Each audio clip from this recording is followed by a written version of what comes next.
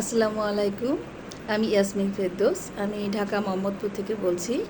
আম আমি একদম পেশায় ডায়েটিশিয়ান। চিকিৎসা ফাউন্ডেশনের একটি কোর্স আইডিডিসি, এই infectious disease and drugs controlling, এই কোর্সের ফার্স্ট ব্যাচের একজন নিয়মিত শিক্ষার্থী। এই কোর্সে আমার রোল নাম্বার CFBD IDDC1 082527। এই কোর্সে প্রশিক্ষক ছিলেন ডাক্তার শরীফ খান হৃদয় স্যার। তিনি অত্যন্ত সুন্দর এবং সাবলীল ভাষায় কোর্সটি সম্পূর্ণ করেছেন। কোর্সটি করে আমি অনেক উপকৃত হয়েছি।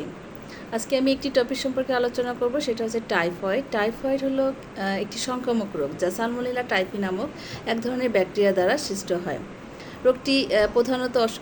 রোগটি সৃষ্টির কারণ হচ্ছে প্রধানত অশুদ্ধ পানি আর খাবারের মাধ্যমে ছড়িয়ে থাকে। টাইফয়েডের মেন কারণ হচ্ছে সালমোনেলা টাইফি নামক যে ব্যাকটেরিয়া, সেই সংক্রমণের কারণ হচ্ছে মূল কারণ।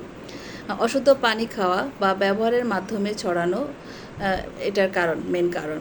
অপরিষ্কার বা দূষিত যদি খাবার খাওয়া হয়, সেটার কারণেও এটা ছড়াতে পারে। অপর্যাপ্ত হাত ধোয়া বা স্বাস্থ্যবিধি মেনে না চলা ব্যাকটেরিয়ার সংক্রমণ যদি সহজ হয়, সেক্ষেত্রে ব্যাকটেরিয়ার সংক্রমণটা অনেক সহজ হয়ে যায়। তো টাইফয়েডের মেন লক্ষণ হচ্ছে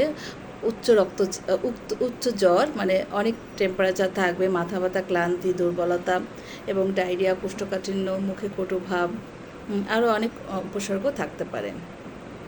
টাইফয়েডের ক্ষেত্রে সাধারণত আমরা যে পরীক্ষাগুলো দিয়ে থাকি, সেটা complete blood count, CBC, liver function test, Widal test, এগুলো করে থাকি।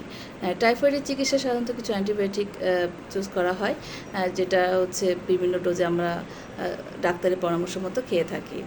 এবং কিছু সাপোর্টিভ কেয়ার আছে, যেখানে হচ্ছে সহায়ক কিছু স্বাস্থ্যবিধি আছে, মেনে চলতে হবে। পর্যাপ্ত পানি খেতে হবে, অবশ্যই ডিহাইড্রেশন প্রতিরোধ করতে হবে, এবং হালকা জ্বরের ক্ষেত্রে আমরা প্যারাসিটামল ইউজ করতে পারি। পুষ্টিকর খাবার ও হালকা খাবার খেতে পারি, পর্যাপ্ত বিশ্রাম নিতে পারি এবং বিশুদ্ধ পরিবেশের মাধ্যমে থাকা।